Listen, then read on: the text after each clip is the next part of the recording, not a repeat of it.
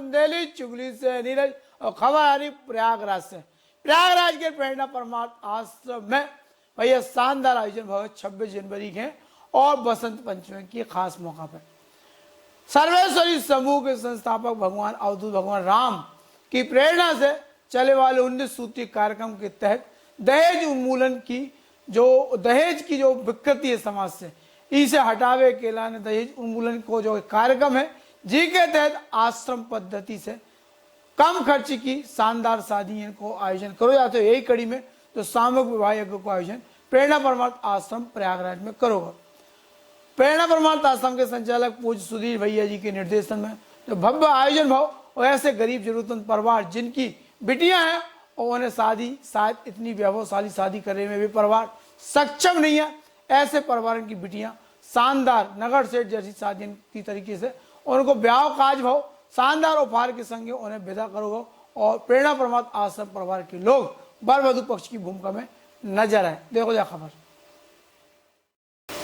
खबर प्रयागराज से। प्रयागराज के नैनी क्षेत्र में स्थित चाका ब्लॉक में स्थित प्रेरणा परमार्थ आश्रम में हर साल जैसे इस साल भी प्रेरणा परमार्थ आश्रम परिवार के द्वारा अवधूत भगवान राम निःशुल्क सामूहिक विवाह कार्यक्रम का आयोजन करोगा, जिसमें 5 जोड़े परिणय सूत्र में बंधे। कार्यक्रम में विधायक पीयूष रंजन निषाद ने पहुंच के नवविवाह जोड़ों के आशीर्वाद दो और उनने आयोजन की सराहना भी करी।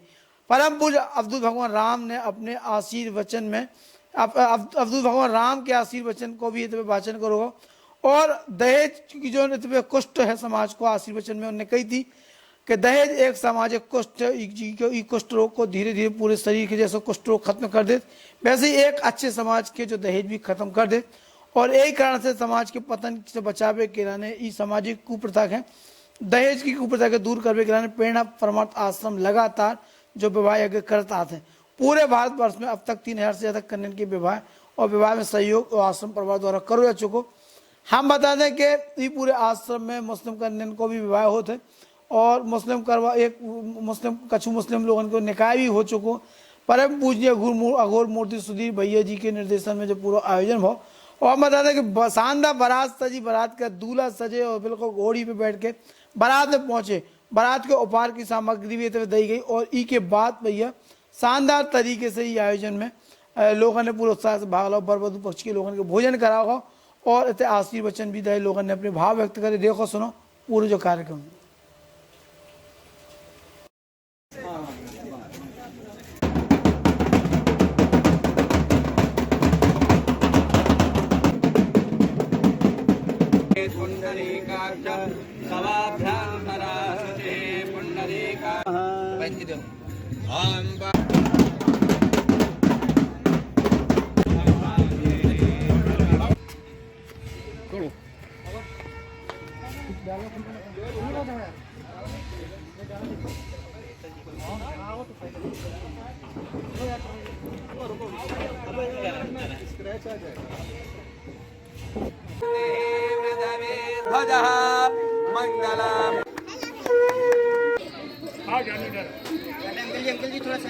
आचमनीयम जलम समर्पयामि।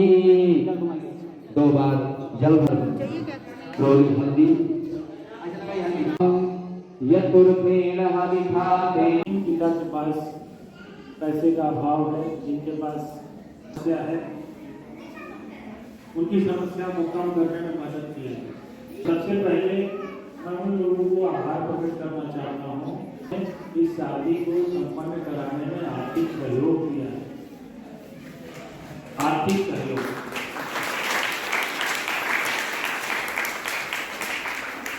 उन लोगों ने बड़े ही खुले हस्त से, जैसे उन्होंने सुना आप हमें पैसा दिया और उस पैसे से बहनों की शादी हो रही है। दूसरा, मैं उन कार्यकर्ताओं का आभार प्रकट करना चाहता हूँ जो कार्यकर्तागण कन्या को चुनाव करने में, उनके घर जाकर देखने में, सामान को खरीदने में, यहाँ जो हमारे युवक लड़के हैं जो सजाने में बड़े मनोयोग से उन्होंने बड़े उत्साह के साथ उन्होंने कार्य किया। उन सभी बच्चों को और जो आर्थिक रूप से मदद किए उनको, जो शारीरिक रूप से मदद किए उनको, जो मानसिक रूप से मदद की, उन सभी लोगों को मैं साधुवाद देता हूँ और आशा करता हूँ कि आगे भी ऐसी तरीके से मानवीय कार्य का हिस्सा लेंगे। मैं उन समर्थवान लोगों से कहना चाहता हूँ कि जो समर्थवान है, जिनके पास धन है, जिनके पास भेजने की ताकत है, जिनके पास पद की ताकत है, जिनके पास बल की ताकत है, उन ताकत से अपने जो लोग हैं, जो परेशान लोग हैं, मदद करें। अपने थोड़ी समझ से, अपने थोड़े अच्छे विचार से, अपने थोड़ी अच्छी सहानुभूति से, अपने थोड़े पद का प्रयोग करके ऐसे जनों का सहयोग करना चाहिए। अगर हम लोग एक दूसरे का सहयोग करेंगे तो हमारा जो हिंदू सनातन धर्म है ये मजबूत होगा, इसको कोई बदला नहीं सकता है, कोई भटका नहीं सकता है।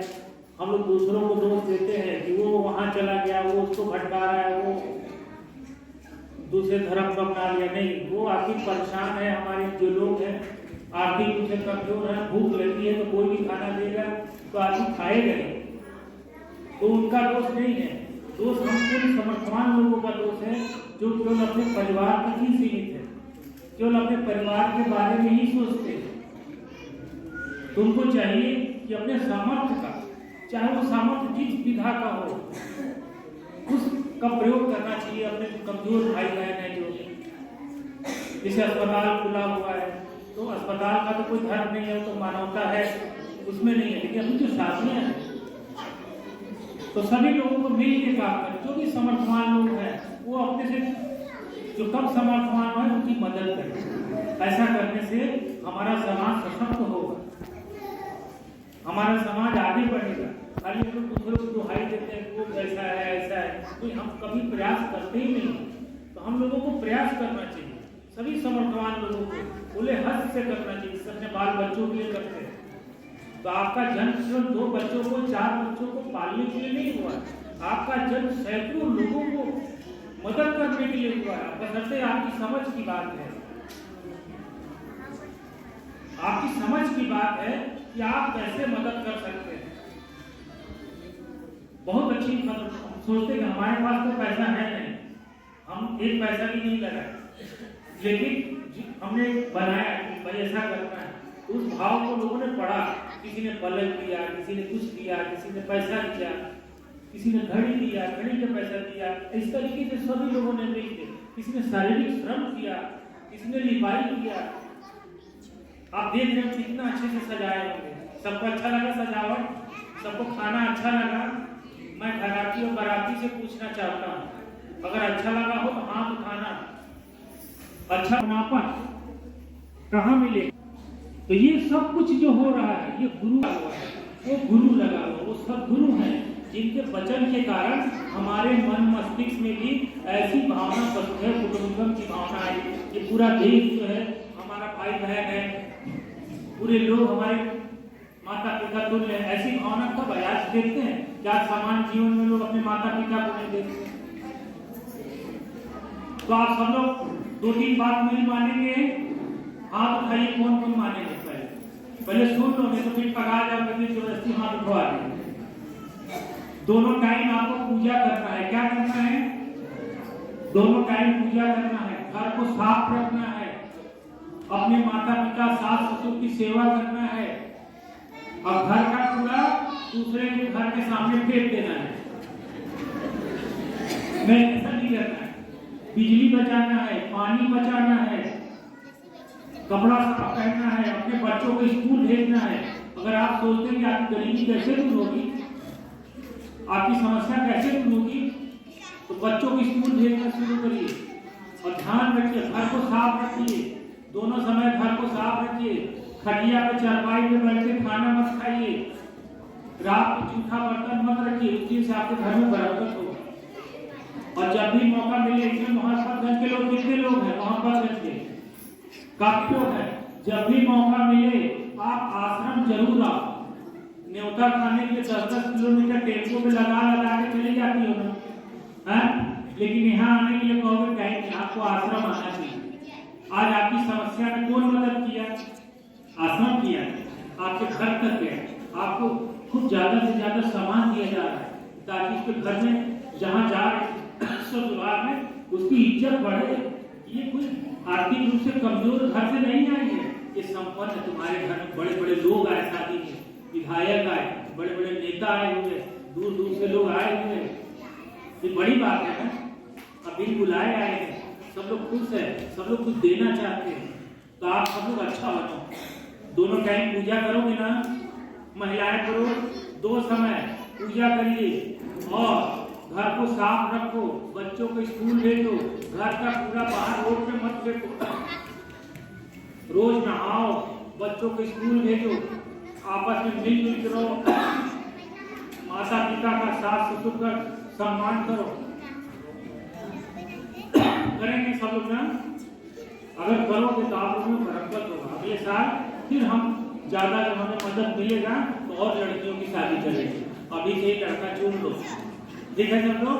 अपने जो लोग की माँ है, अपने बच्चों को परेशान मत करो कि आपके पास अगर धन नहीं है तो आपको परेशान होने की जरूरत, क्योंकि आपके साथ अघोरेश्वर बाबा भगवान राम। बोलिए बाबा कीना राम की, अघोरेश्वर बाबा भगवान राम की, गुरुपति संभव राम की। गुरु के साथ रहोगे आपका सब समस्या दूर हो जाए, इसलिए आप हमेशा गुरु की फौज करेगी मौज। आप अच्छे से रहो, तो समझ गए सब लोग, समझ गए ना, अच्छे से रहिए। और रविवार को बच्चों को यहाँ सिखाया जाता है हिंदू बनना। हम हिंदू तो हैं, लेकिन हमारा एक भी लक्षण हिंदू का नहीं दिखता है। जो लोग गुटखा खाते हो, सब लोग गुटखा खाने वाले यहाँ बैठे हुए हैं, आप गुटखा मत खाओ, ये आपको बीमार पड़ जाओ। महिलाएं तंबाकू खाती हैं बैठे रगड़ रगड़, ये सब मत करो। जिंदगी छोटा है और बहुत अनमोल है, ठीक है। हमारे पास आर्थिक समस्या है, इसका मतलब नहीं कि हमारे पास ईश्वर की कृपा नहीं है, भगवान की कृपा सबसे है। सब लोग मेहनत करो, सबके पास घर आए। बस इसी के साथ मैं ज्यादा समय नहीं लेकर आपसे बस इतना ही कहना चाहता हूँ कि आप इंसान हो तो इंसान बन के दिखाओ। गाय रोज नहाता है नहीं ना, गाय को जब नहलाते हैं 10 बजे बाद नहाता, हम लोग को सुबह नहाना है, घर साफ रखना है, दोनों टाइम पूजा करना है, चारपाई पे खाना नहीं खाना है, घूम घूम के मुंह नहीं धोना है। गांव में देखते हैं एक जगह मुखारी कर तो दूसरे मोड़ में चले जाते हैं, ऐसा मत करो। इसी से गरीबी है, आपके घर में बरकत नहीं है, आपके घर में बीमारी है, इसी कारण से पैसा आता है लेकिन आप परेशान रहते हो। तो ये सब अगर चीज करोगे ना तो आप अगली बार खुश हो के आओगे, भैया जी बहुत अच्छी बात बताई, ठीक है ना। सब समझ गए मेरी बात को, आप समझ में ना, एक बार हाथ उठा के बता। और घर की लक्ष्मी कौन होती है? महिलाएं होती है। आप लोग गृह लक्ष्मी हो, अगर आप अपने घर को चाहोगी तो बहुत अच्छा बना सकती हो। अगल बगल पड़ोसी से झगड़ा मत करो। आप देवी स्वरूपा हो, आप माँ स्वरूपा हो, आप ही से महान महान पुरुष पैदा होते हैं। और आप अगर अच्छा, आपके बच्चे कैसे अच्छा गुण करेंगे, इसलिए बच्चों को भी अच्छा सिखाना है। ओम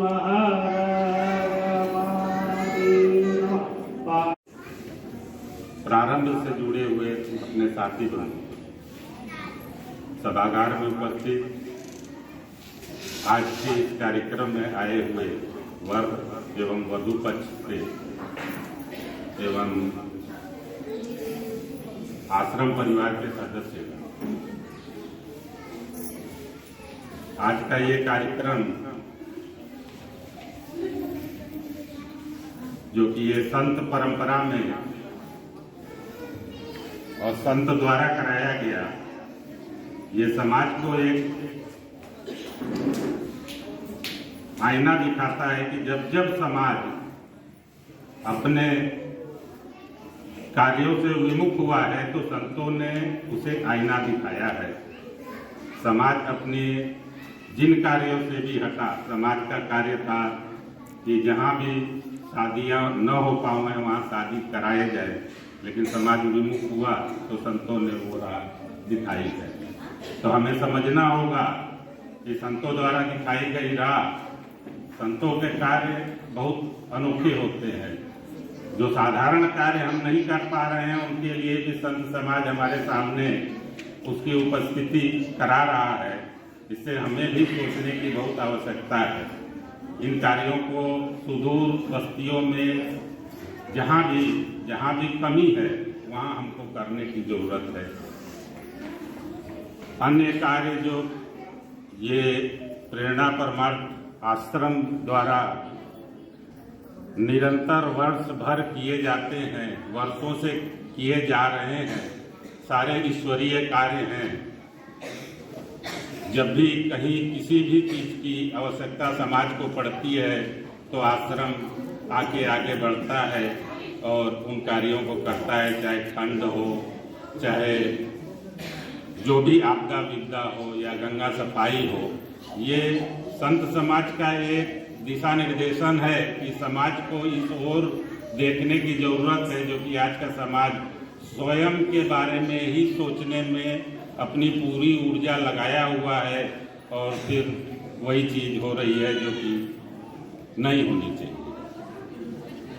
बाकी ईश्वरीय कार्य को बताने के लिए शब्द पूर्ण नहीं होते हैं और ईश्वर को बताने के लिए भाषा भी नहीं पूर्ण मानी जाती है। ये दर्शन जो संत द्वारा दिखाए गए हैं उसी को हमको समझने की आवश्यकता है और आगे अपने पैरों पर भी खड़े होकर कुछ कार्यों को करने की आवश्यकता है।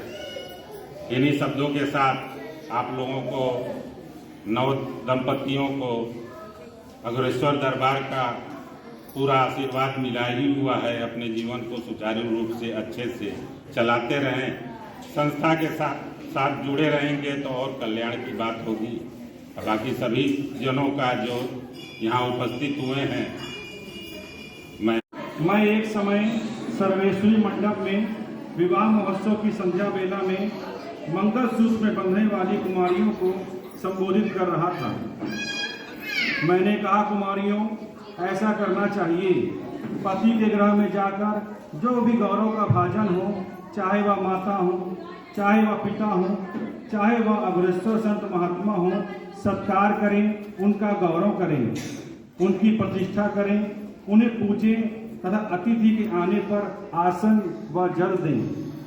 इसलिए कुमारियों को इस प्रकार सीखना चाहिए कि स्वामी के हर कार्य को संपन्न कर सकें, चाहे घर का भोजन बनाना हो, बर्तन मांजना हो, सिलाई कढ़ाई करनी हो, घर को लीपना पोतना हो, संवारना हो। ऐसा होने पर वे आलस रहित और दक्ष होंगी। वे यथोचित उपाय तथा विचार करने में, उसकी व्यवस्था करने में समर्थ होंगी। यही सीखना चाहिए। इसलिए कुमारियों, इस प्रकार सीखना चाहिए कि घर के भीतर जो जन हो, चाहे दास हो, चाहे लौड़ी हो, चाहे नौकर हो, उनके द्वारा किए गए तथा ना किए गए कामों की जानकारी रख सकें। परिवार में, घर में कोई रोगी हो तो उसके बलाबल की जानकारी रखें तथा उसके पथ की व्यवस्था उचित मात्रा में समय से कर सकें। स्वामी का जो धन दान चांदी हो अथवा सोना हो, उसकी सुरक्षा करें। उसके प्रति धूर्त नहीं हो, उसे चुराने वाली नहीं हो, उसको गलत कार्यों में खर्च करने वाली नहीं हो, नष्ट करने वाली नहीं हो, नष्ट होने से बचाने वाली हो। यह अवश्य सीखना चाहिए। ऐसा करने वाली विवाहित स्त्रियों को सद्गति प्राप्त होती है, लंबी आयु प्राप्त होती है, सुख और शांति के भंडार उसे मिल जाते हैं, अच्छे कुल में जन्म होता है, अच्छे देश में जन्म होता है, सज्जनों के घर में जन्म होता है। तुम जिस घर में रहोगी वह देवता के घर की तरह, संत पुरुषों के आश्रम की तरह अलौकिक होगा। सुधर्मा, ऐसा उपदेश कुमारियों को देना चाहिए। आलसी बहुएं कलह का कारण। सुधर्मा, ग्रामीण गृहस्थों के घर परिवार में कलह का कारण आलसी बहुओं का आगमन, निष्क्रिय बहुओं का आगमन, चोर बहुओं का आगमन, कामचोर बहुओं का आगमन होता है। कहो कैसे? एक बहू मसाला पीसने से, सील लोढ़ा चलाने से बचना चाहती है। एक बहू बर्तन मांजने से, खाना पकाने से बचना चाहती है। एक बहू चूल्हा जलाने से, चाय बनाने से, घर संवारने से, घर के फटे पुराने वस्त्र सीने से बचना चाहती है। एक बहू घर के कपड़े साफ करने से, नौकर चाकर या अतिथि का सत्कार करने से बचना चाहती है। रुचिकर भोजन न देने से और घर की संपत्ति में चोरी करने से घर परिवार में कलह का आगमन होता है। उस घर परिवार में भोजन अरुचिकर लगने लगता है, एक दूसरे का असहयोग होने लगता है, एक दूसरे को ताना मारने लगते हैं, वह घर परिवार अपने आप में अशोभनीय हो जाता है, अपने आप में कलह का निवास स्थान हो जाता है, अपने आप में बांट बंटवारा का स्रोत बन जाता है। सब गृहस्थों के यहाँ भी विद्या और अच्छे संस्कार के न होने से कारण बहुतेरे घरों में, परिवारों में कलह और बांट बखड़ा का उदय।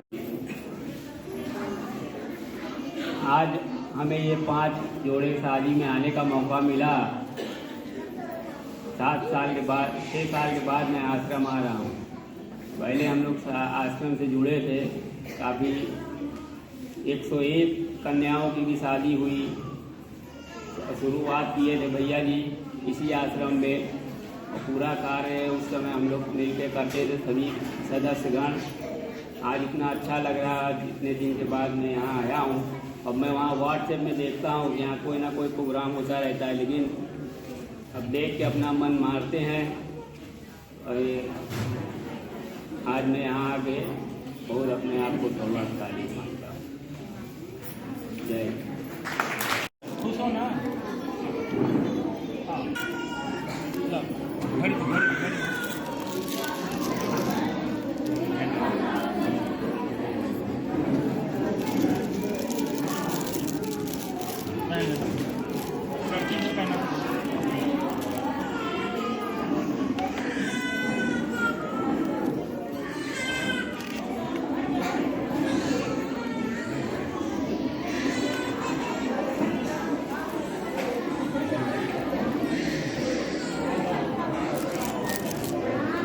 इंसानियत और मानवता को अगर कछु को के पाठ सीखने हैं तो एक प्रेरणा परमात्मा आश्रम होते के जो कार्यक्रम है इन्हें देखो तो समझ में आए कि इंसानियत और मानवता को पाठ कैसे पढ़ सकत। जाए एक यूनिवर्सिटी है पूरी, और यूनिवर्सिटी में आके आदमी अपने आप के परिष्कृत कर सकत और अपने भाव के अनुरूप इस मानवता के काम में शामिल भी हो सकत। अब हम ले रहे खबर में बने रहे। जय राम जी की।